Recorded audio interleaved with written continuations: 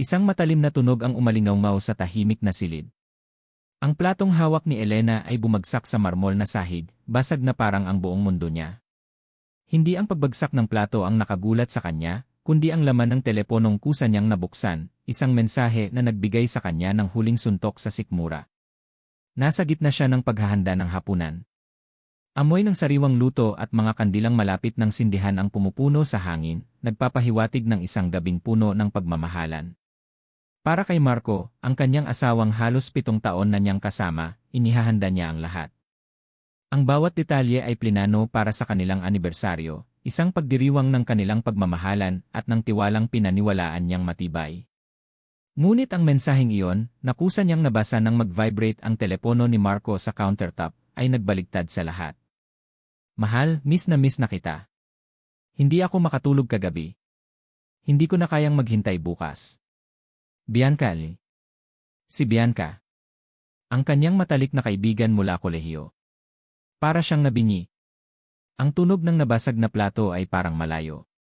Hindi ang galit o iyak ang unang naramdaman niya, kundi isang matinding lamig na bumalot sa buong katawan niya. Ito ang lamig ng katotohanan na mas masakit pa sa anumang sampal. Ang ngiti sa kanyang labi ay nawala. Ang init na kanyang naramdaman kanina ay napalitan ng isang malalim na gulo sa sikmura. Ang mga kamay niya ay nanginginig. Pinilit niyang intindihin na baka nagkamali lang siya ng basa, na baka prank lang ito.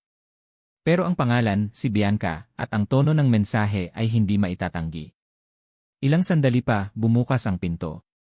Pumasok si Marco, may ngiti sa labi, bitbit ang isang bouquet ng pulang rosas. Lena, mahal ko. Amoy na amoy ko ang niluluto mo. Ang sarap. Naglaho ang ngiti sa labi ni Marco nang makita niya si Elena, nakatayo pa rin sa tabi ng basag na plato, ang kanyang mga mata ay nakatingin sa kanya ng walang kislap.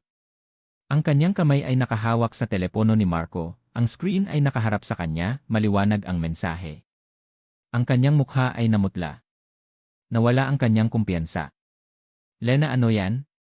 Nauutal siya. Hindi sumagot si Elena. Tinitigan niya lang si Marco, ang kanyang mga mata ay nagsasalita ng libu-libong katanungan ng milyong-milyong sakit. Hindi niya kailangan magsalita. Ang kanyang mga mata ang nagsabi ng lahat, bakit? Paano mo nagawa ito sa akin? Bumagsak ang mga rosas sa sahig, nakakalat ang mga talulot na pula sa tabi ng basag na porselana. Nagmadali si Marco sa kanya. Lena, let me explain. Please, Lena, hindi ito ang iniisip mo. Nag-angat si Elena ng isang kamay, isang senyas na huminto siya. Ang kanyang tinig ay mahina, halos bulong, pero puno ng matinding sakit. Marco, ang tanging salita na lumabas sa kanyang bibig, kasabay ng isang butil ng luha na dumaloy sa kanyang pisngi. Parang huminto ang oras. Ang hapunan ay nakahanda na sa mesa, ang mga kandila ay hindi pa nasisindihan. Ang bahay na dati puno ng pagmamahalan ay biglang naging malamig, walang buhay. Umikot si Elena. Hindi na niya kinaya ang tingin ni Marco, ang kanyang mga paliwanag na alam niyang puro kasinungalingan. Wala na siyang narinig, wala na siyang naramdaman kundi ang matinding sakit sa kanyang dibdib. Isang sakit na nagmula sa pinakamatalik niyang kaibigan at sa lalaking pinakamamahal niya. Diretso siyang nagtungo sa kwarto. Ang bawat hakbang ay mabigat, tila pinipiga ang bawat lakas sa kanyang katawan. Binuksan niya ang kanyang maleta. Hindi niya kailangan ng maraming gamit. Ang kailangan niya ay umalis. Mabilis niyang nilagay ang ilang damit. Hindi siya nag-isip, hindi siya nagpaplano. Ang tanging layunin niya ay lumayo. Narinig niya ang boses ni Marco sa labas ng pinto, nagmamakaawa, Lena, huwag mo akong iwan. Please, mag-usap tayo. Pero wala nang pag-uusapan. Ang tiwala ay nawasak. Ang mga alaala ay naging abo. Nang makumpleto ang pag-impake ng kanyang maliit na bagahe, kinuha niya ang susi ng kotse. Huminga siya ng malalim, pilit pinakalma ang sarili. Nang lumabas siya sa kwarto, nakita niya si Marco na nakaluhod sa sala, ang kanyang mukha ay basang-basa ng luha. Hindi siya nagsalita. Hindi siya lumingon. Hindi niya kayang tingnan ang mukha ng pagtataksil. Naglakad siya papalabas ng pinto, ang bawat hakbang ay isang paalam sa isang buhay na akala niya ay totoo. Pinaharurot niya ang kotse.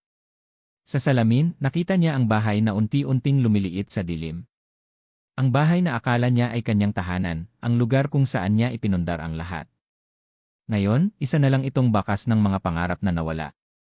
Nagtuloy siya sa pagmamaneho, walang patutunguhan, walang ideya kung saan pupunta. Ang kalsada ay madilim, parang ang kanyang hinaharap. Ang mga luha ay umaagos sa kanyang pisngi, mainit at masakit. Ang kanyang puso ay parang binibiyak, pira-piraso. Hindi niya namalayan kung gaano na siya katagal nagmamaneho. Nang makita niya ang isang gas station na may maliit na convenience store, huminto siya. Hindi na niya kayang ituloy pa ang pagmamaneho. Pinark niya ang kotse at ibinaba ang ulo sa manibela, humagulgol ng tahimik. Ang kanyang katawan ay nanginginig sa pagod at matinding emosyon. Sa gitna ng kanyang pag-iyak, naramdaman niya ang vibration ng kanyang cellphone. Nag-aalinlangan siyang dinukot ito mula sa kanyang bag, isang text message mula sa isang hindi kilalang numero. Binuksan niya ang mensahe, ang kanyang paningin ay lumabo dahil sa mga luha. Ang nakasulat ay nagpabigat lalo sa kanyang dibdib. Tayo'y magkikita muli, Elena. Mayroon pa akong hindi nasasabi sa'yo.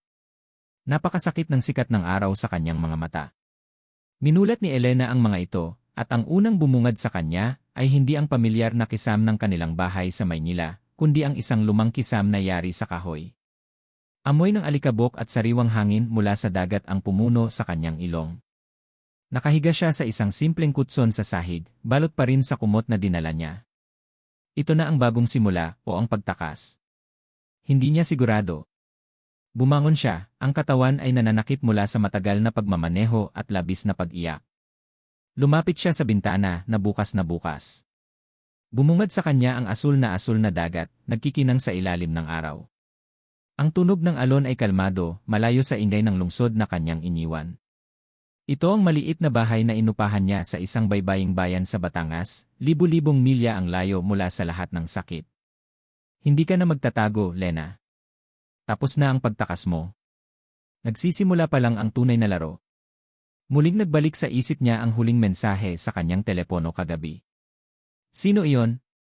Hindi niya kilala ang numero at ang tono ay nagbigay sa kanya ng matinding kaba. Pero ngayon gusto lang niya ng kapayapaan. Gusto lang niya makahinga. Ilang araw ang lumipas ng parang bula. Ginugol niya ang oras sa paglilinis ng bahay, pag-aayos ng mga gamit at paglalakad-lakad sa tabing dagat. Hindi niya sinasagot ang tawag mula kay Marco o kahit kanino. Gusto niya munang mapag-isa, maghilom. Pero sa bawat paghinga, bumabalik ang sakit. Ang mukha ni Marco, ang mensahe ni Bianca. Isang hapon, habang naglalakad siya sa bayan, nakita niya ang isang maliit na coffee shop na may nakasabit na karatula, kailangan ng tulong. Naalala niya na kailangan niyang humanap ng paraan para mabuhay. Ang perang dinala niya ay hindi magtatagal. Pumasok siya sa loob. Maliit lang ang lugar, may 2 mesa sa labas at amoy ng bagong giling na kape. Nagulat ang may-ari, isang matandang babae na may mabait na mukha, nang sabihin ni Lena na gusto niyang mag-apply. Ikaw, tanong ng matanda si Aling Nena. Tiningnan siya mula ulo hanggang paa. Masyado kang mukhang galing sa Maynila para magtrabaho rito. Napangiti ng bahagya si Lena. Kailangan ko po ng trabaho, Aling Nena. Kayang-kaya ko po. Kinuha siya ni Aling Nena. Hindi siya marunong magtimpla ng kape, pero masipag siya at mabilis matuto. Ang pagtatrabaho ang naging paraan niya para makalimot kahit sandali.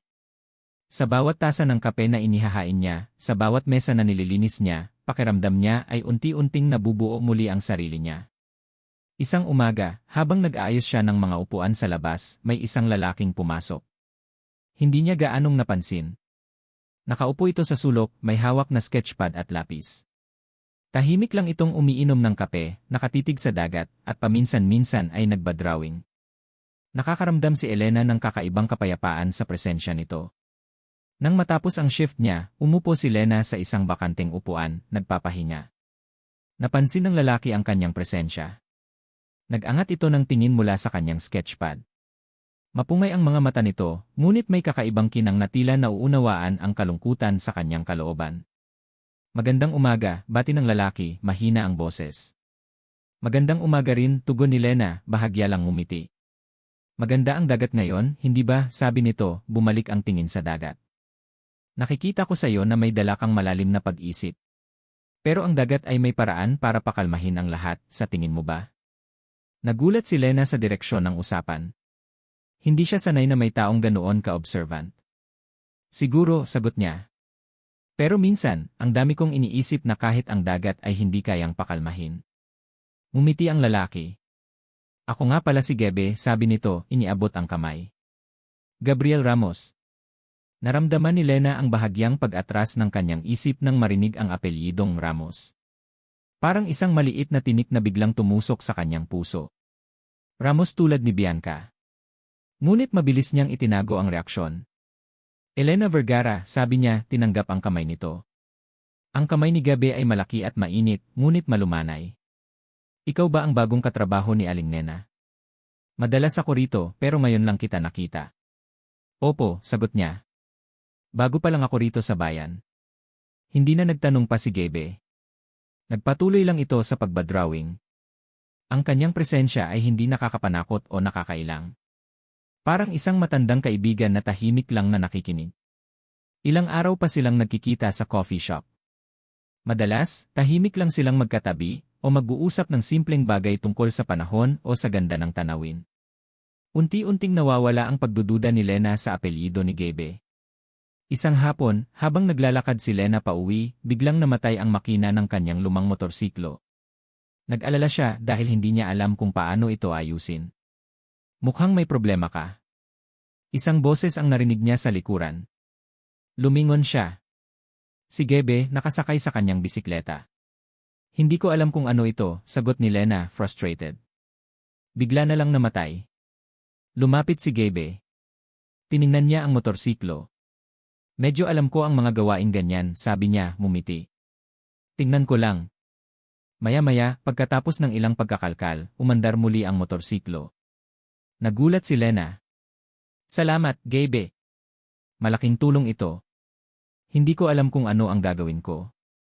Walang anuman, sabi ni Gebe, ngumiti. Basta't makatulong. Ingat ka sa pagmamaneho. Ang maliit na tulong na iyon ay nagpainit sa kanyang puso. Hindi lang dahil naayos ang kanyang motorsiklo, kundi dahil sa simpleng kabaitan ni Gebe. Ito ang uri ng kabaitan na hindi niya naramdaman sa matagal na panahon. Isang araw, habang nagtatawanan sila ni Aling Nena tungkol sa isang nakakatawang customer, napansin niya si Gebe na nakangiti sa kanila mula sa kanyang mesa. Nagtama ang kanilang paningin. Ngumiti si Gebe, at sa hindi inaasahan, napangiti rin si Lena, isang tunay na ngiti na galing sa kaibuturan ng kanyang puso.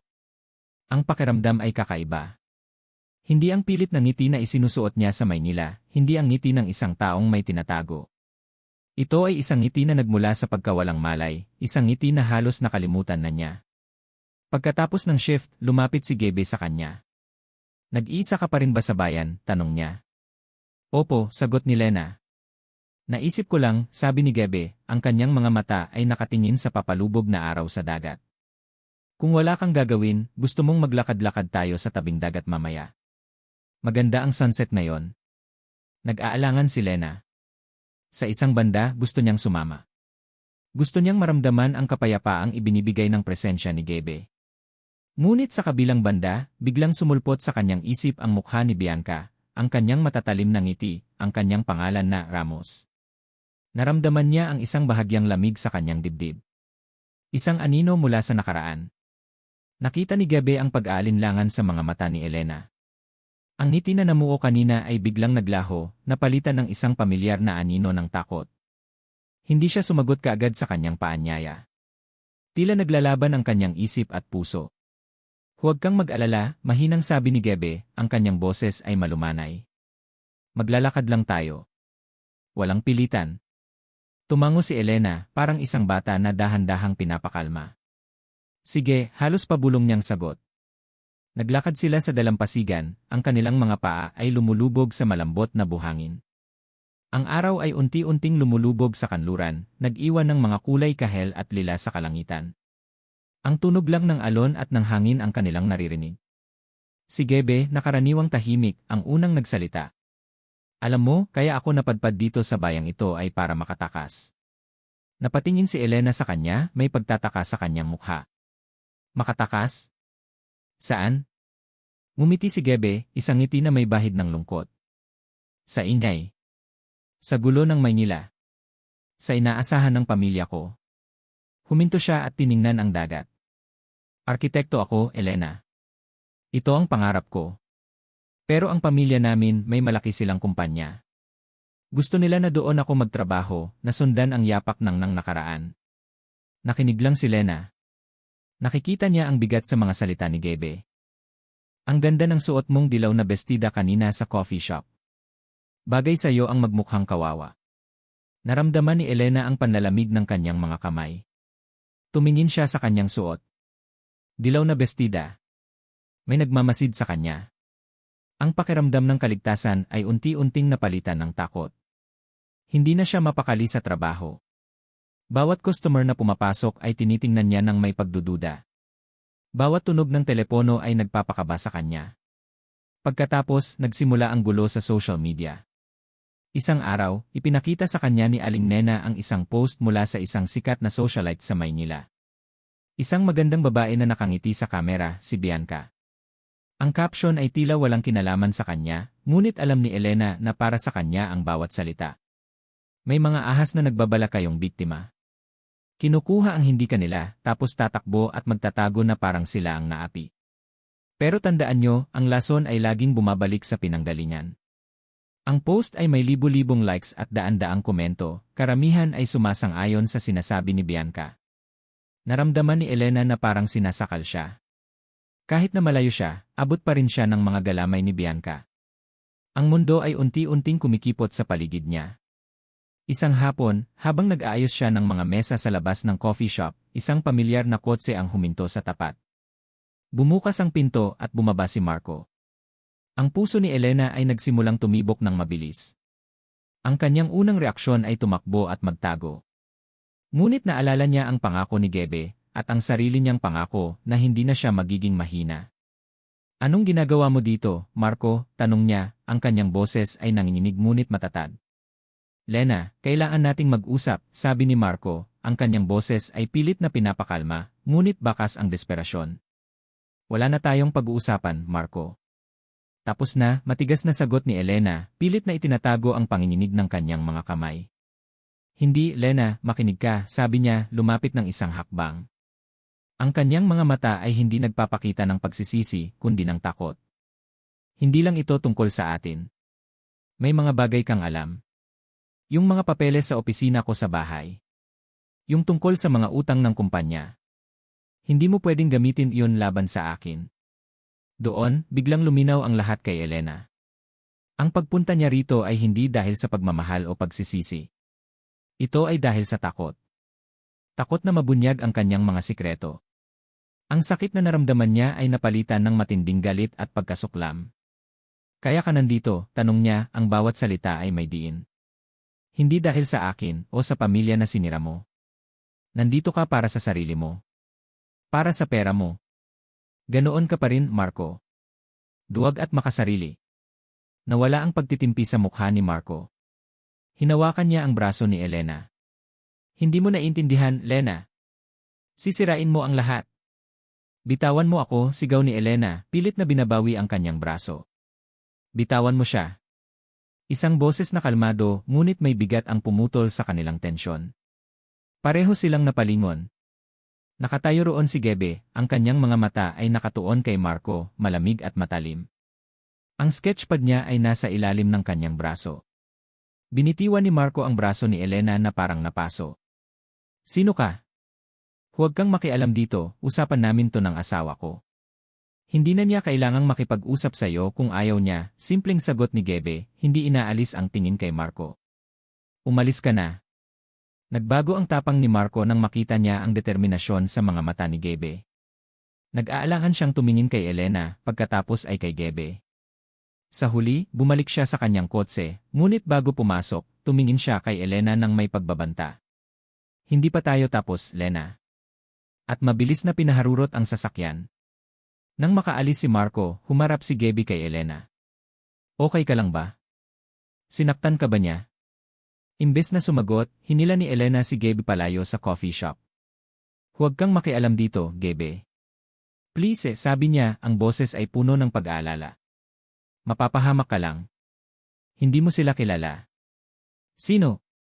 Si Marco. O ang ate ko, tanong ni Gebe direkta. Natigilan si Elena. Alam mo, hindi ako bulag, Lena.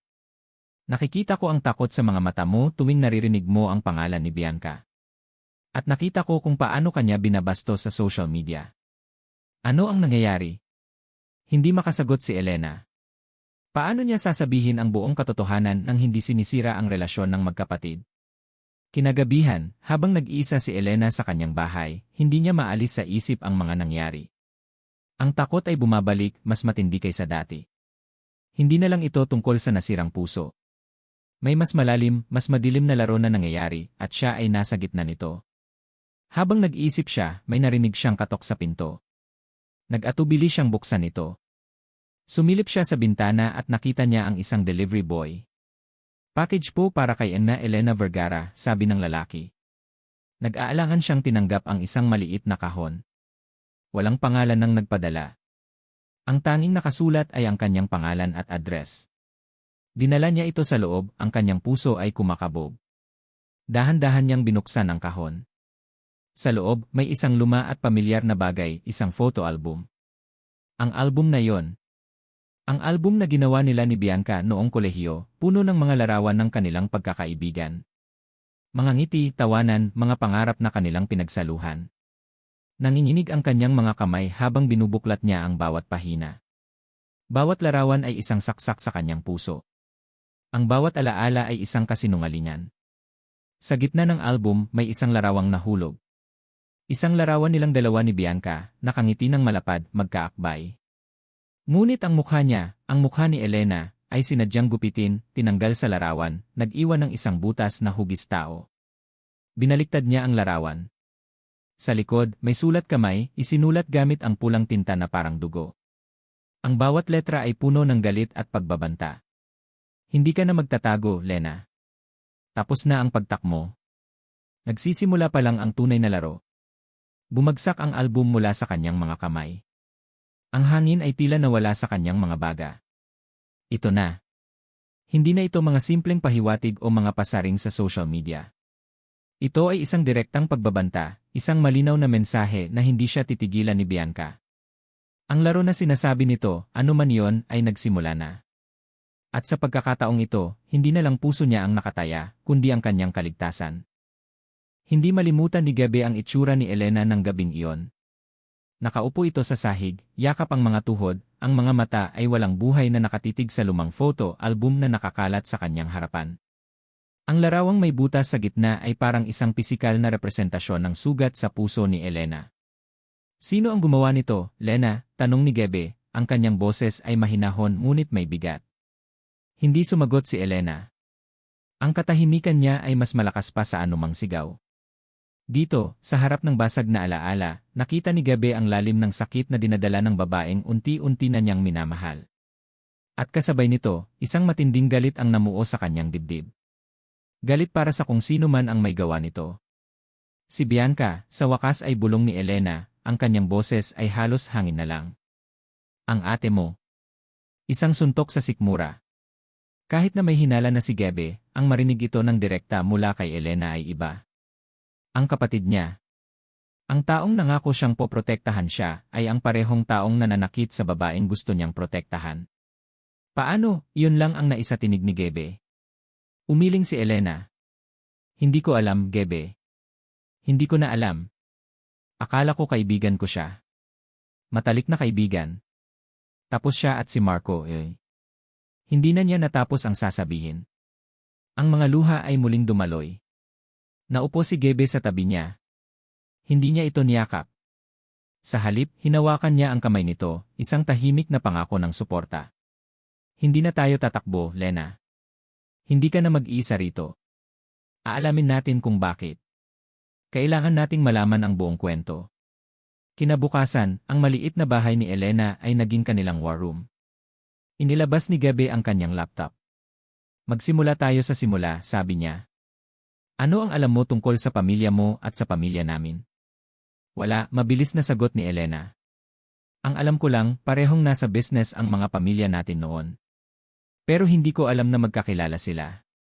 Nag-type si Gabe sa search engine. Vergara Enterprises. Ramos Corporation. Ang mga unang resulta ay mga lumang business articles. Mga parangal, mga tagumpay. Ngunit habang nag-scroll sila pababa, isang lumang headline mula sa isang business gazette ang kumuha ng kanilang atensyon.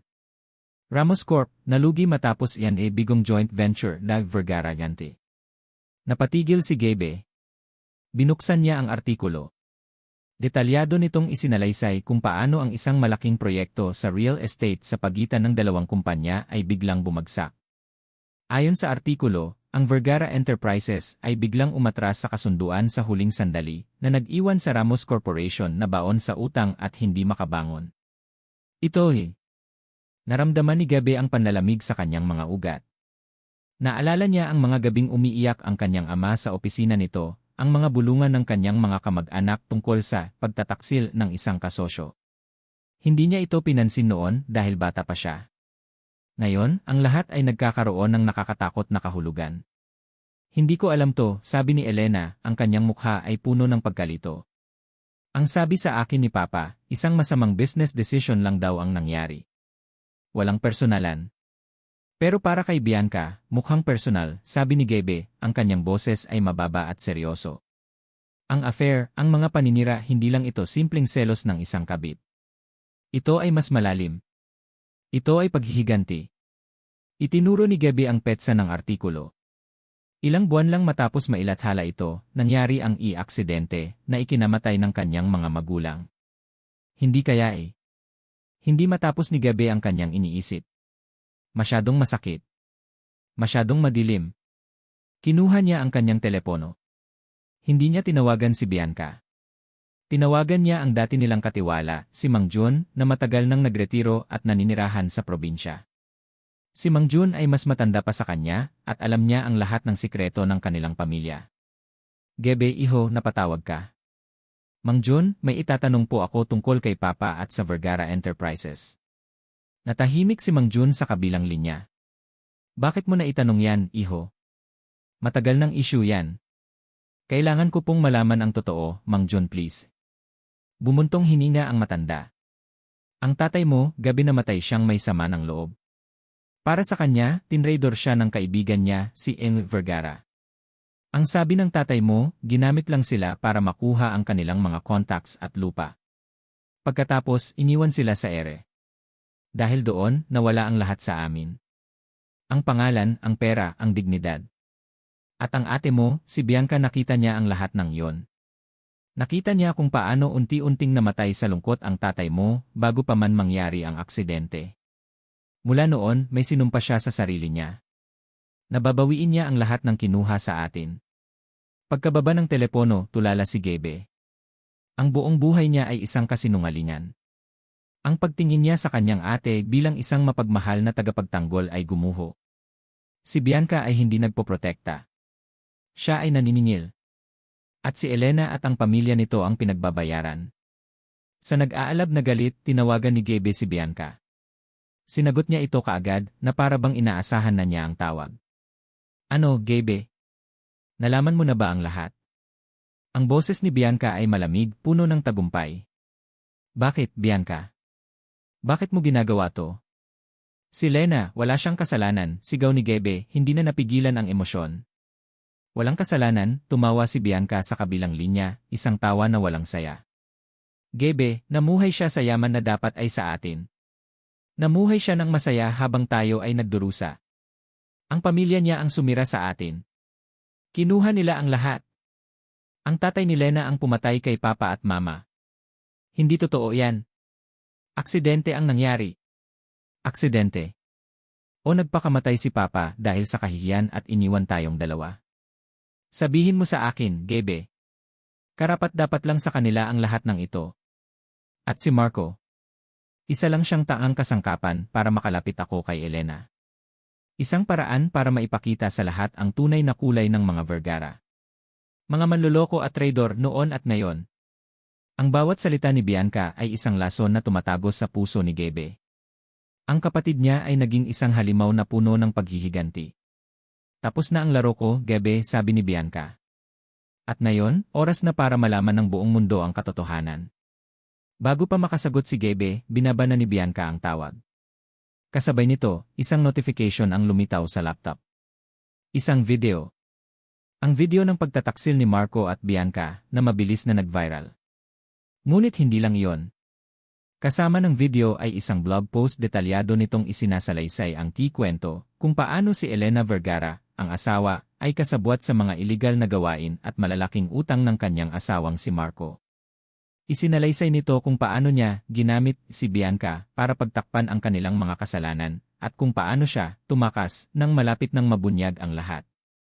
Isang perpektong kwento ng panloloko kung saan si Elena ang kontrabida at si Bianca ang kawawang biktima. Ang paninira ay perpekto. Mabilis. Nakakamatay. Ang telepono ni Elena ay nagsimulang mag-ring ng walang tigil. Mga tawag mula sa kanyang pamilya, mga kaibigan, at mga numerong hindi niya kilala. Ang social media account niya ay binaha ng mga mensahe ng galit. Mang-aagaw. Sinungaling. Manloloko. Gumuho ang mundo ni Elena. Ang pangalan niya, ang dignidad niya, ang lahat ng pinaghirapan niyang itayo lahat ay nawasak sa isang iglap. Tiningnan niya si Gebe, ang kanyang mga mata ay basag na basag. Ang lalaking nagsimulang maging kanyang pag-asa ay kapatid pala ng babaeng sumisira sa kanya. Ang kanilang mga pamilya ay magkaaway mula pa sa simula. Ang kanilang kwento ay nagsimula sa isang kasinungalingan at nagtatapos sa isang trahedya. Tumayo si Elena, ang kanyang buong katawan ay nanginginig. Kaya pala, bulong niya, hindi sa galit, kundi sa isang malalim na pagkadurog. Kaya pala lahat ng ito ay konektado. Tumingin siya kay Gebe, ang kanyang mga mata ay puno ng sakit at pagtataksil. Alam mo ba ito, Gebe? Mula pa sa simula. Hindi, Elena, maniwala ka niya. Umalis ka na, sabi ni Elena, ang boses niya ay walang emosyon, na mas masakit pa kaysa sa anumang sigaw. Please, Gebe. Umalis ka na. Nakatayo lang si Gebe, hindi makagalaw. Ang babaeng gusto niyang iligtas ay itinutulak siya palayo. Ang kapatid na gusto niyang unawain ay isang halimaw. Ang mundo niya, tulad ng kay Elena, ay gumuho rin. At sa gitna ng mga guho, naiwan silang dalawa, magkahiwalay, magkalayo, biktima ng isang kasalanan na hindi sila ang gumawa. Ang salitang umalis ka na ay parang punyal na bumaon ng malalim sa puso ni Gebe. Lumabas siya sa maliit na bahay ni Elena, hindi dahil gusto niya, kundi dahil nakita niya sa mga mata nito na kailangan nitong mapag-isa. Ngunit ang bawat hakbang palayo ay nagpapabigat sa kanyang dibdib, hindi dahil sa pagtataboy, kundi dahil sa isang nag-aalab na determinasyon. Hindi niya iiwan si Elena. Hindi sa ganitong paraan. Pagbalik niya sa maliit na kwartong inuupahan niya, binuksan niya ang kanyang laptop. Ang social media ay nag-apoy. Ang pangalan ni Elena Vergara at ni Bianca Ramos ay nasa lahat ng trending topics. Ang video, ang blog post, lahat ay kumalat na parang apoy. Ngunit ang mas masakit para kay Gabe ay ang mga bagong artikulo na lumalabas. Ang larawan niya at ni Lena ay magkatabi na ngayon. Yan ay kapatid ni Bianca, kasama pala Benye asawa ni Marco, sigaw ng isang headline. Ang mga komento ay brutal. Tinawag siyang kasabwat, isang hangal na nagpauto, o isang traidor sa sarili niyang kapatid. Iniugnay na siya sa iskandalo, ginagawa siyang bahagi ng laro ni Bianca. Naramdaman niya ang galit na kumukulo sa loob niya.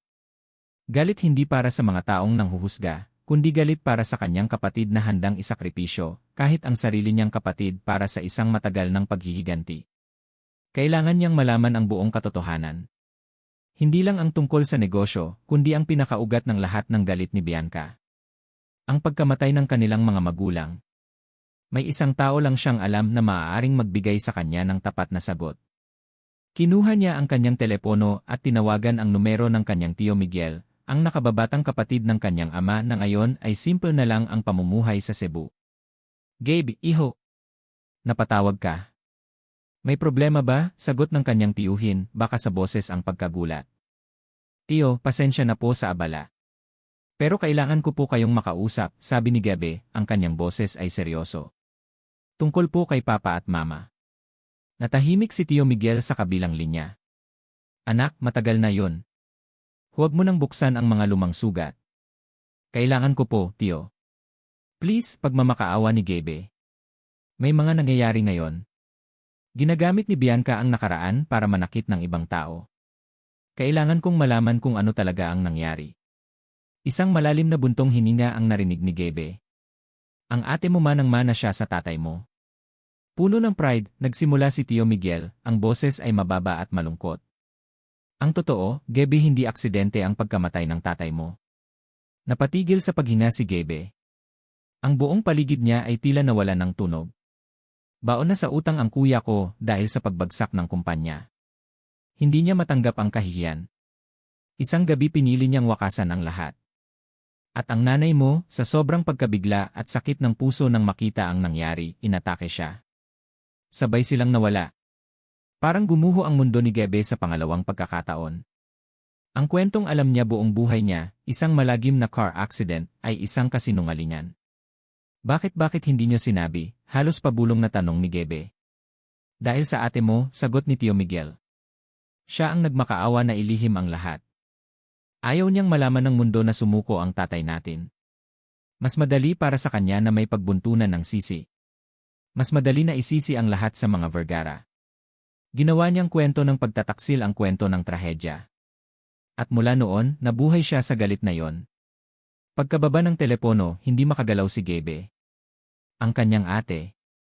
Ang kanyang tagapagtanggol. Ginamit niya ang isang malagim na sikreto ng kanilang pamilya para bigyang katwiran ang kanyang paghihiganti. Ginamit niya ang sakit ng kanilang nakaraan para lumikha ng bagong sakit para sa iba. Mabilis siyang nag-impeke. Nag-book siya ng unang flight pabalik ng Maynila. Hindi na ito tungkol sa negosyo. Ito ay tungkol sa katotohanan. Kinahapunan, dumating siya sa tapat ng marangyang kondo ni Bianca sa Yesi. Nagdire-diretso siya sa lobby, ang kanyang mukha ay matigas at walang emosyon. Hindi na siya ang kapatid na takot at nag-aalangan. Isa na siyang lalaking naghahanap ng hustisya. Pinagbuksan siya ni Bianca, ang mukha ay nagulat ngunit mabilis na napalitan ng isang mapanuyang ngiti. Oh, look who's here. Ang aking traidor na kapatid. Nagbalik ka na ba para humingi ng tawad? Tapos na ang pagpapanggap, Bianca, sabi ni Gebe, diretsong pumasok. Ang kanyang boses ay malamig na parang yelo. Nakausap ko si Tio Miguel. Nakita ni Gebe ang bahagyang pagkawala ng kulay sa mukha ni Bianca. Alam ko na ang lahat, pagpapatuloy ni Gebe. Alam ko na ang totoong nangyari kina Papa at Mama. Bakit mo itinago sa akin, Bianca? Bakit mo ako pinalaki sa isang kasinungalingan? Anong kasinungalingan, Gebe? Sigaw ni Bianca. Ang kanyang pagiging kalmado ay biglang nawala. Ang totoo ay itinulak nila si Papa sa bingit ng kamatayan. Ang mga Vergara ang pumatay sa kanya. Kung hindi dahil sa kanila, kasama pa natin siya ngayon. Hindi. Ang kahihiyan ang pumatay sa kanya. At ginamit mo yon. Ginamit mo ang sakit niya, ang sakit nating dalawa, para sa isang personal na giyera. Sinira mo ang buhay ni Lena, isang inosenteng tao, dahil sa isang galit na ikaw lang ang gumawa. Inosente, tumawa si Bianca ng malakas, isang tawa na puno ng kabaliwan. Walang inosente sa pamilyang yon, Gebe. At ikaw, pinili mo siya kaysa sa sarili mong pamilya. Kampi ka sa kanila. Hindi ito tungkol sa pagkampihan, Bianca. Tungkol ito sa tama at mali. Tumigil ka na, Gebe. Isang boses ang sumabat mula sa loob ng kwarto. Lumabas si Marco, ang mukha ay puno ng takot. Ano bang gusto mong mangyari? Idadamay mo tayong lahat sa kabaliwan mo. Tiningnan siya ni Gebe ng may pagkasuklam. At ikaw? Isa kang duwag. Nagpagamit ka sa laro niya para lang iligtas ang sarili mong balat.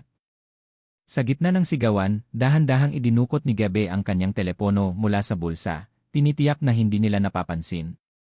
Bago pa siya pumasok, pinindot na niya ang record button. Ang bawat salita, bawat pag-amin, bawat sigaw lahat ay nakukuha. May hawak na siyang patunay. Ang pag-amin ni Bianca sa kanyang motibo, ang pag-amin ni Marco sa kanyang pakikipagsabuatan. Tumalikod si Gebe. Tapos na ako sa iyo, Bianca. Sa inyong dalawa. Saan ka pupunta? Sigaw ni Bianca. Hindi pa tayo tapos. Hindi lumingon si Gebe.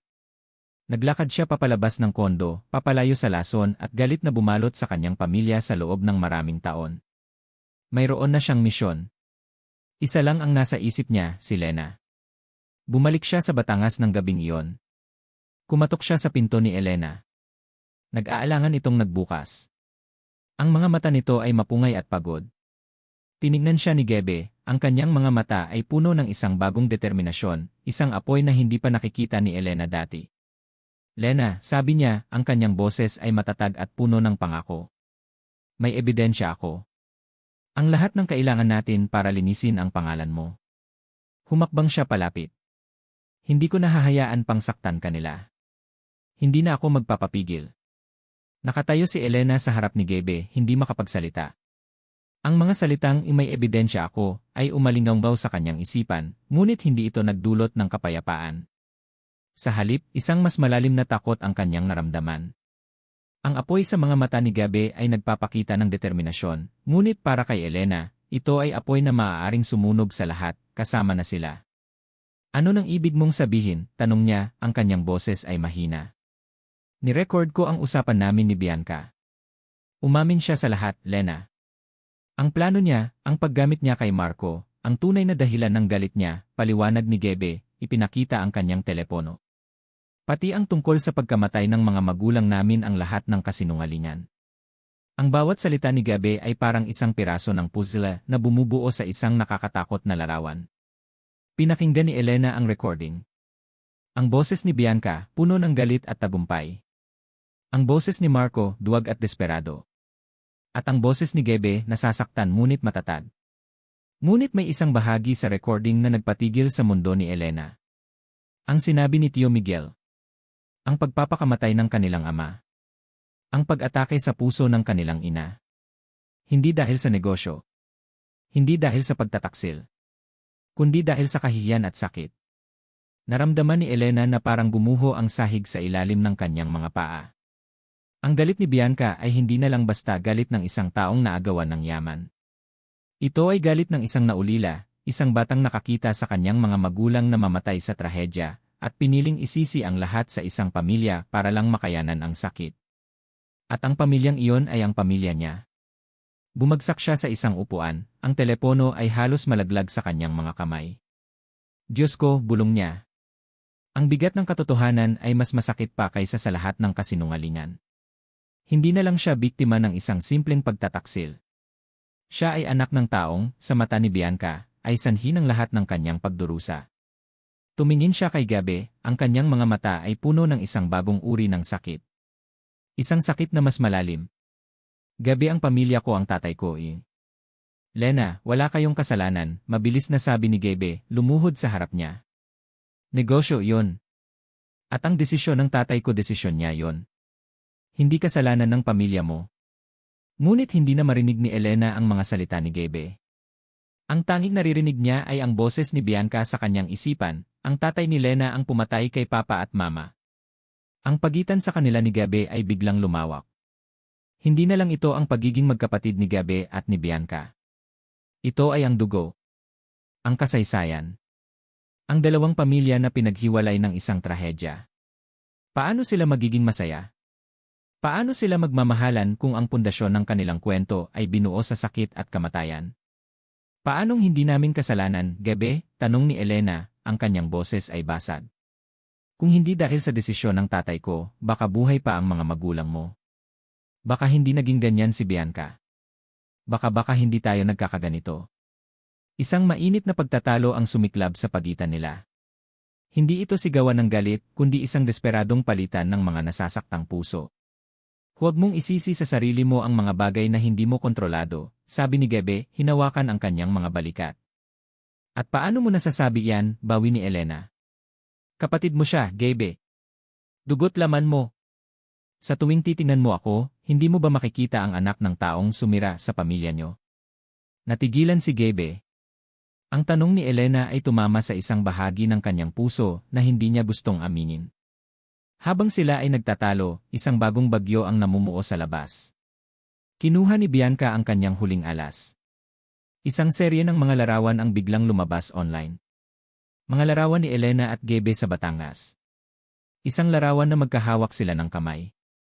Isang larawan na nakangiti si Elena kay Gabe sa coffee shop. Mga larawang kinuha ng hindi nila alam. Ang caption, habang nagpapanggap na biktima, si Elena Vergara ay may bago na palang kaligayahan. At sino pa nga ba, kundi ang kapatid ng babaeng sinisiraan niya? Tingnan niyo kung sino ang tunay na traidor. Ang kwento ay baliktad na naman. Si Elena, mula sa pagiging biktima, naging kasabwat, at ngayon, isang taksil na mang-aagaw na may relasyon sa kapatid ng kabit ng kanyang asawa. Isang komplikado at maruming web na idinisenyo para wasakin siya ng tuluyan. Naramdaman ni Elena na wala nang natitira sa kanya. Ang kanyang pangalan, ang kanyang dignidad, ang kanyang puso lahat ay durog na. Ang huling sinag ng pag-asa na nakita niya kay Gabi ay natabunan na ngayon ng isang madilim na anino ng nakaraan na hindi nila matatakasan. Ito na ang dulo. Ito ang all is lost moment. Ang sandali kung saan tila wala ng pag-asa. Kinagabihan, habang natutulog si Gabi sa sofa, pinilit na hindi iwan si Elena, isang huling bisita ang dumating. Si Marco. Hindi niya ito pinapasok. Nag-usat sila sa labas ng pinto. Lena, nakikiusap ako sa'yo, sabi ni Marco, ang kanyang mukha ay pagod at desperado. Pirmahan mo na ang divorce papers. Ibibigay ko sa'yo ang gusto mo, basta't manahimik ka na. Huwag mo nang gamitin iyang si Gabe. Pare-pareho lang tayong masisira dito. Tiningnan ni Elena si Marco, hindi na may galit, kundi may awa. Isang lalaking handang gawin ang lahat para lang iligtas ang sarili. Wala akong kailangan sa'yo, Marco, malamig niyang sagot. At hindi ko ginagamit si Gabe. Kung ganoon, bakit hindi mo na lang siya iwan, mapanuyang sabi ni Marco. Hindi ba't mas magiging madali ang lahat kung mawawala ka na lang sa buhay naming lahat? Ang mga salita ni Marco, kahit nagaling sa isang duwag, ay tumama sa puso ni Elena. Mas magiging madali ang lahat kung mawawala ka na lang. Siguro nga. Siguro iyon ang tanging solusyon. Kung mawawala siya, titigil na si Bianca. Makakahinda na si Gabe mula sa gulo. Makakalaya na silang lahat mula sa kanya. Pumasok siya sa loob, iniwan si Marco sa labas. Tiningnan niya si Gabe na mahimbing na natutulog sa sofa. Ang mukha nito ay payapa, ngunit bakas pa rin ang pag-aalala kahit sa pagtulog. Mahal niya ang lalaking ito. At dahil mahal niya ito, kailangan niya itong palayain. Kumuha siya ng isang pirasong papel at isang panulat. Ang kanyang mga kamay ay nanginginig habang isinusulat niya ang bawat salita. Gabe. Patawad. Siguro tama sila. Siguro ako nga ang problema. Ang pagdating ko sa buhay mo ay nagdulot lang ng gulo. Ang pagmamahal sa akin ay isang pasanin na hindi mo dapat pinapasan. Para sa kapayapaan mo, para sa kapatawaran, kailangan kong umalis. Huwag mo na akong hanapin. Maging malaya ka. Nagmamahal. Lena. Inilagay niya ang sulat sa mesa sa tabi ng sofa, katabi ng telepono ni Gabe na naglalaman ng ebidensya na dapat sana ay magliligtas sa kanya. Kinuha niya ang kanyang bag, ang parehong bag na dinala niya nang una siyang tumakas. Dahan-dahan siyang lumabas ng pinto, tinitiyak na hindi makagawa ng anumang ingay. Sa ilalim ng madilim na kalangitan, muli siyang naglakad palayo. Ngunit sa pagkakataong ito, hindi na siya tumatakas mula sa pagtataksil. Tumatakas siya mula sa pag-ibig, ang tanging bagay na nagbigay sa kanya ng pag-asa, ngunit ngayon ay naging dahilan ng kanyang huling pagsuko. Iniwan niya ang lahat, dala-dala ang isang pusong mas durog pa kaysa noong una. Nagising si Gabe sa isang nakabibinging katahimikan. Ang unang sinag ng araw ay tumatama sa sahig, ngunit ang maliit na bahay ay tila mas malamig, mas walang buhay. Bumangon siya mula sa sofa, ang kanyang likod ay nananakit, ngunit ang unang hinanap ng kanyang mga mata ay si Elena. Wala siya sa kusina. Wala sa kwarto. Ang kanyang puso ay nagsimulang kumabog ng mabilis. Isang masamang kutob ang bumalot sa kanya. At doon, sa mesa, nakita niya ang isang pirasong papel. Isang sulat. Bawat salita ay parang isang saksak. Patawad. Siguro ako nga ang problema. Kailangan kong umalis. Huwag mo na akong hanapin. Nabitawan niya ang sulat. Hindi, bulong niya. Hindi, Lena. Hindi mo pwedeng gawin to. Ang unang naramdaman niya ay pagkadurog. Ang babaeng ipinangako niyang proprotektahan ay sumuko na. Iniwan na siya. Ngunit habang tinititigan niya ang sulat, ang pagkadurog ay dahan-dahang napalitan ng isang nag-aalab na apoy. Isang apoy ng determinasyon. Hindi siya susuko. Hindi niya hahayaang manalo ang dilim. Hindi niya hahayaang ang huling alaala niya kay Lena ay ang isang babaeng basag na basag. Kinuha niya ang kanyang telepono, ang teleponong naglalaman ng ebidensya. Tinawagan niya ang isang numero. Ang numero ng isang sikat na investigative journalist na kaibigan ng kanyang propesor sa kolehiyo. Isang taong hindi nabibili, isang taong naghahanap ng katotohanan. Sir, si Gabby Ramos po ito. Mayroon po akong kwento para sa inyo. Isang kwento na kailangang malaman ng buong Pilipinas. Kinabukasan, isang bomba ang sumabog sa media. Ngunit hindi ito ang bombang inihanda ni Bianca. Ito ay mas malaki, mas nakakawasak. Isang eksklusibong panayam kay Gabriel Ramos ang umere sa Primetime News. Nakaupo si Gabby sa harap ng kamera, hindi bilang isang arkitekto, hindi bilang kapatid ni Bianca, kundi bilang isang saksi. Ang kanyang mukha ay seryoso, ang kanyang mga mata ay matatag. Magandang gabi, simula niya, ang kanyang boses ay kalmado, ngunit may bigat. Nandito ako ngayong gabi para itama ang isang malaking kasinungalingan. At doon, isinalaysay niya ang lahat. Hindi niya ito ginawang isang simpleng chismis. Ipinakita niya ito bilang isang case study ng cyberbullying, ng paghihiganti, at ng mga sikreto ng pamilya na sumisira ng buhay. Ipinatugtog niya ang recording. Ang boses ni Bianca, malinaw at hindi maitatanggi, na umaamin sa kanyang plano na sirain si Elena. Ang boses ni Marco, na umaamin sa kanyang pakikipagsabuatan. Pagkatapos, ginawa niya ang pinakamahirap na bagay. Isinalaysay niya ang totoong kwento ng pagkamatay ng kanilang mga magulang. Ang aking ama ay hindi pinatay ng negosyo, sabi ni Gabby, ang kanyang boses ay bahagyang nanginginig ngunit puno ng katatagan. Siya ay namatay dahil sa depression at kahihiyan. Isang trahedya na itinago ng aking kapatid at ginamit bilang sandata para sa isang personal na paghihiganti. Si Elena Vergara at ang kanyang pamilya ay hindi mga kriminal. Sila, tulad ko, ay mga biktima ng isang galit na hindi dapat sa kanila ipinataw. Nagpatuloy siya, ang kwentong ito ay hindi tungkol sa isang third party. Ito ay tungkol sa kung paano ang isang kasinungalingan, kapag inalagaan ng galit, ay maaaring maging isang halimaw na sumisira sa lahat ng bagay na madadaanan nito. Ang epekto ay agaran. Ang social media, na dating nag-aapoy sa galit laban kay Elena, ay biglang natahimik. Pagkatapos, dahan-dahang nagbago ang agos. Ang galit ay napunta na ngayon kina Bianca at Marco. Ang hashtag na #JusticeForElena ay nagsimulang mag-trending. Sa isang marangyang kondo, pinapanood ni Bianca ang lahat sa kanyang malaking V-screen. Basag ang isang wine glass sa sahig. Ang kanyang mukha, na laging puno ng kumpiyansa, ay puno ng ayon ng hindi makapaniwalang galit. Sinungaling, sigaw niya, ibinato ang remote control sa Rie. Paano niya nagawa sa akin to? Ang sarili kong kapatid. Kasabay nito, tumunog ang kanyang telepono. Ang board of directors ng kanilang kumpanya. Sunod, ang kanilang mga abogado. Ang kanyang mundo, na binuo sa isang pundasyon ng kasinungalingan, ay nagsimulang gumuho. Si Marco naman, nagtatago sa kanyang unit, ay nakatanggap ng isang tawag mula sa kanyang kumpanya. Tinatanggal na siya sa pwesto. Ang kanyang mga utang ay sisingilin na. Ang lahat ng kanyang mga sikreto ay nabunyag. Samantala, sa isang malayong probinsya, sa isang maliit na inn, nakaupo si Elena sa harap ng isang lumang telebisyon. Pinapanood niya ang lahat. Hindi niya inaasahan ito. Hindi niya inaasahan ang tapang ni Gabby. Nakikita niya ang sakit sa mga mata nito habang isinasalaysay ang katotohanan tungkol sa kanilang mga magulang. Nakikita niya ang pagmamahal sa bawat salitang binitiwan nito para ipagtanggol siya. Ang mga luha ay muling dumaloy sa kanyang mga pisngi. Ngunit sa pagkakataong ito, hindi ito luha ng sakit o pagsuko. Ito ay luha ng pagkamangha, ng pasasalamat, at ng isang bagong lakas na umuusbong sa loob niya. Hindi na siya tatakbo. Hindi na siya magtatago. Utang niya kay Gabby at sa sarili niya na harapin ito. Pagkatapos ng panayam ni Gabby, habang ang mga reporter ay nagkakagulo sa labas ng station, isang pamilyar na babae ang dahan-dahang lumakad papunta sa gitna ng kaguluhan. Ang mga kamera ay mabilis na bumaling sa kanya. Ang mga flash ay kumislap. Nakatayo roon si Elena.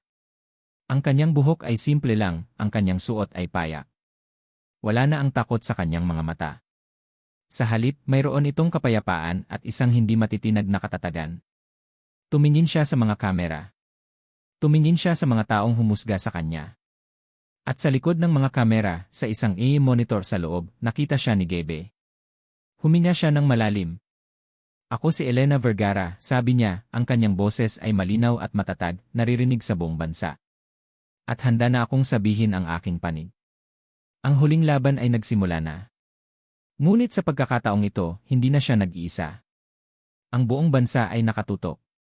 Sa loob ng studio, pinanood ni Gebe si Elena sa monitor. Ang kanyang puso ay tumitibok ng may halong pag-asa at pag-aalala. Ang babaeng akala niya ay sumuko na ay narito, nakatayo sa gitna ng bagyo, mas matatag kaysa dati. Sa harap ng mga kamera, nagsalita si Elena. Hindi siya nagbigay ng mga detalye ng chismis. Sa halip, ibinahagi niya ang kanyang naramdaman. Sa loob ng maraming linggo, nabuhay ako sa takot at kahihiyan. Simula niya, ang kanyang boses ay nanginginig sa simula ngunit unti-unting tumatatag. Naniwala ako sa mga kasinungalingan na ibinato sa akin. Naniwala ako na ako ang may kasalanan. Naniwala ako na ang pagtakas ang tanging solusyon. Ngunit itinuro sa akin ng isang tao na ang pagharap sa katotohanan, gaano man ito kasakit, ang tanging paraan para maging malaya. Ang kanyang mga mata ay tila direktang nakatingin kay Gebe sa pamamagitan ng kamera. Hindi ako nandito para manira ng tao, pagpapatuloy niya. Ang kwento ni Bianca Ramos ay kwento ng isang taong labis na nasaktan. At ang sakit na yon ay ginawa niyang galit. Naiintindihan ko na ngayon ang kanyang pinanggagalingan, kahit na hindi ko kailanman sasang-ayunan ang kanyang mga ginawa.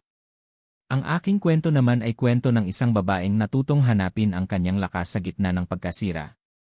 Ang kanyang mga salita ay hindi naghahanap ng awa, kundi ng pangunawa. Nag-iwan ito ng mas malalim na marka sa publiko. Ang simpatya para sa kanya ay lalong lumaki.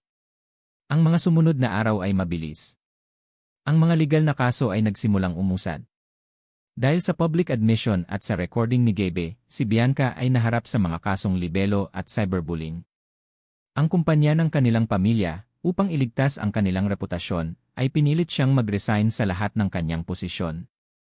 Ang lahat ng kanyang binuo gamit ang galit ay gumuho na parang kastilyong buhangin. Si Marco naman, dahil sa mga ebidensya ng kanyang mga utang at posibleng fraud na nabunyag sa investigasyon, ay naharap sa sarili niyang mga kaso. Ang kanyang perpektong buhay ay tuluyan ng nawasak. Isang araw, sa korte, nagkaharap silang lahat. Si Elena at Gebe ay magkatabi sa isang bench. Sa kabilang panig, si Bianca, mag-isa. Ang kanyang dating kumpiyansa ay napalitan ng isang basag na anyo. Ang kanyang mga mata ay walang buhay. Si Marco ay wala roon, may sarili siyang hearing sa ibang korte. Habang naghihintay, isang babaeng hindi pamilyar ang lumapit kay Elena. Elna Vergara. Tumingin si Elena. Ang babae ay may hawig kay Bianca, ngunit mas may edad at mas malumanay ang mukha. Ako po si Tita Miguel, ang tiyahin ni Gebe at Bianca. Nagulat si Elena. Gusto ko lang humingi ng tawad sa ngalan ng pamilya namin, sabi ng babae, ang mga mata ay puno ng pagsisisi. Ang galit ni Bianca ay lason na matagal nang nasa aming pamilya. Patawad kung nadamay ka pa. Tumango lang si Elena, hindi alam kung ano ang sasabihin. Nang tawagin na ang kaso, tumayo si Bianca. Tiningnan niya si Elena, pagkatapos ay si Gebe. Sa mga mata niya, sa unang pagkakataon, walang galit. Ang nakita ni Elena ay isang malalim, nakakabinging kalungkutan. Isang pagod na kaluluwa. Sa gitna ng hearing, isang bagay na hindi inaasahan ang nangyari. Tinanggap ni Bianca ang lahat ng kasalanan. Hindi na siya lumaban. Totoo ang lahat ng sinabi ng kapatid ko, sabi niya sa korte, ang kanyang boses ay mahina ngunit malinaw. Nabuhay ako sa galit sa loob ng maraming taon. At sa aking pagiging bulag, nakasakit ako ng mga inosenteng tao. Wala akong maibibigay na dahilan. Handa na akong harapin ang anumang kaparusahan. Pagkatapos ng hearing, habang naglalakad sila palabas, nakita ni Elena si Bianca na nakaupo sa isang bench, nag-isa, umiiyak ng tahimik. Sinabihan ni Elena si Gebe na mauna na. Dahan-dahan siyang lumapit kay Bianca. Nag-angat ng tingin si Bianca, nagulat na makita siya. Anong kailangan mo? Hindi ka pa ba kontento? Umupo si Elena sa tabi niya. Hindi siya nagsalita. Hinintay niya lang na humupa ang pag-iyak ni Bianca. Hindi ko hiniling na mangyari ito, sa wakas ay sabi ni Elena. Ang pagkamatay ng mga magulang mo hindi ko alam. At kung alam ko man, wala akong magagawa para baguhin ito. Pero ang sakit na naramdaman mo, bilang isang anak na naulila nararamdaman ko yon. Tumingin si Bianca sa kanya, ang kanyang mga mata ay puno ng pagkalito. Pinapatawad kita, Bianca, sabi ni Elena. Hindi dahil sa karapat-dapat ka. O dahil sa nakalimutan ko na ang lahat ng sakit na idinulot mo. Pinapatawad kita dahil kailangan ko. Kailangan kong palayain ang sarili ko sa galit na ito. Dahil kung hindi, magiging katulad mo lang din ako. Tumayo si Elena. Sana, balang araw, mapatawad mo rin ang sarili mo. Tumalikod na siya at nagsimulang maglakad palayo. Lena! Huminto si Elena, ngunit hindi lumingon. Salamat, bulong ni Bianca, sapat lang para marinig niya. At patawad. Nagpatuloy si Elena sa paglalakad, ang kanyang puso ay magaan sa unang pagkakataon sa loob ng mahabang panahon. Nakita niya si Gebe na naghihintay sa kanya sa dulo ng hallway. Ang mga mata nito ay puno ng pag-unawa at pagmamalaki. Nagnityan sila. Walang salitang kailangan. Ang pinakamalaking laban ay tapos na. Ang proseso ng paghilom ay nagsimula na. Kinagabihan, nakatayo sila sa isang rooftop bar, tanaw ang mga ilaw ng Maynila. Ang syudad na dati sumisimbolo sa kanyang pagkasira ay ngayon ay tila isang testamento ng kanyang katatagan. Salamat, Gebe, sabi ni Elena, nakatingin sa mga bituin. Dahil sa'yo, nakita ko ang tunay na lakas ko. Hinawakan ni Gebe ang kanyang kamay. Ang init nito ay pamilyar at nakakapagpanatag. Hindi, Lena. Ang lakas na yan, matagal nang nasa loob mo. Kailangan mo lang ng isang taong magpapaalala sa'yo. Nagtama ang kanilang mga mata. Ang lahat ng sakit, lahat ng gulo, lahat ng pagsubok lahat ay naglaho sa sandaling iyon. Ang natira na lang ay silang dalawa. Ngunit may isang tanong na nananatili sa hangin. Pagkatapos ng lahat ng ito, ano na ang susunod para sa kanila? Sapat na ba ang pag-ibig para paghilumin ang mga sugat na iniwan ng nakaraan? Isang taon ang lumipas. Ang ingay ng Maynila ay napalitan ng isang payapang katahimikan. Hindi na nakatira si Elena sa maliit na bahay sa Batangas. At hindi na rin nagtatago si Gebe sa kanyang anino. Magkasama sila ngayon sa isang bahay na sila mismo ang nagdisenyo, isang bahay na nakatayo sa isang burol sa Tagaytay, tanaw ang luntiang tanawin at ang kalmadong lawa ng Taal. Ang bawat sulok ng bahay ay isang testamento ng kanilang paglalakbay. Ang mga malalaking bintana, na hinahayaang pumasok ang liwanag, ay ideya ni Elena, isang simbolo ng katotohanang hindi na nila kailangang itago. Ang matibay na pundasyon at ang mga kahoy na haligi ay gawa ni Gebe, sumisimbolo sa lakas at suporta na kanilang natagpuan sa isa't isa. Hindi na nagtatrabaho si Elena sa coffee shop. Ngunit ang pagmamahal niya sa kape ay nanatili. Nagtayo siya ng isang maliit na foundation, gamit ang settlement na nakuha niya mula sa kanyang annulment kay Marco. Ang foundation ay tumutulong sa mga babaeng biktima ng emosyonal at psikolohikal na pang-aabuso, nagbibigay sa kanila ng legal na tulong at livelihood training. Sa bawat babaeng natutulungan niya, nakikita niya ang kanyang sarili, at sa bawat tagumpay nila, lalo niyang nararamdaman ang kanyang sariling paghilom. Si Gebe naman ay bumalik sa pagiging arkitekto, ngunit sa sarili niyang mga termino. Nagtayo siya ng sarili niyang maliit na firm na nakatuon sa paggawa ng mga sustainable at abot-kayang bahay. Tinanggihan niya ang anumang alok na bumalik sa kumpanya ng kanilang pamilya, na ngayon ay pinamamahalaan na ng kanilang tiyuhin. Pinili niya ang isang buhay na may kahulugan kaysa sa isang buhay na may kayamanan. Isang hapon, habang nagdidilig si Elena ng mga halaman sa kanilang hardin, lumapit si Gebe, may dalang 2 tasa ng mainit na kape. Para sa paborito kong hardinera, sabi niya, inabot ang isang tasa. Ngumiti si Elena. Salamat, paborito kong arkitekto. Umupo sila sa isang bench na yari sa kahoy, sa ilalim ng isang malaking puno ng mangga. Ang hardin na ito ay kanilang lihim na hardin. Dito nila itinanim ang mga unang buto ng kanilang bagong simula. Bawat bulaklak, bawat halaman ay may kwento. Naalala mo ba noong una tayong nagkakilala? Tanong ni Elena, humihigop ng kape. Sa coffee shop ni Aling Nena. Akala ko noon, isa ka lang malungkot na artist. Tumawa si Gebe. At akala ko naman, isa kang prinsesang tumakas sa palasyo. Medyo totoo pareho, sabi ni Elena, sumandal sa balikat ni Gebe. Naging tahimik sila sandali, ninanamnam ang kapayapaan ng sandaling iyon. Nakatanggap ako ng sulat kanina, sabi ni Elena, binasag ang katahimikan. Napatingin si Gebe sa kanya. Mula kanino? Mula kay Bianca. Naramdaman ni Gebe ang bahagyang pag-igting ng kanyang katawan. Matapos ang sentensya sa kanya, probation at community service, wala na silang narinig mula kay Bianca. Pinili nitong mamuhay ng pribado, malayo sa lahat. Anong sabi? Tanong ni Gebe, may pag-aalala. Nasa isang probinsya siya sa Visayas, kwento ni Elena.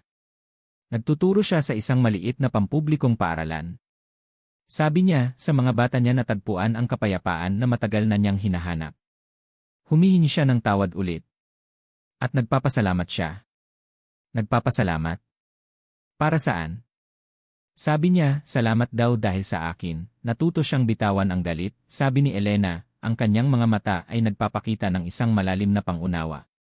At salamat daw sa iyo dahil sa pagpapakita mo sa kanya ng katotohanan kahit gaano kasakit. Isang malalim na hininga ang pinakawalan ni Gebe.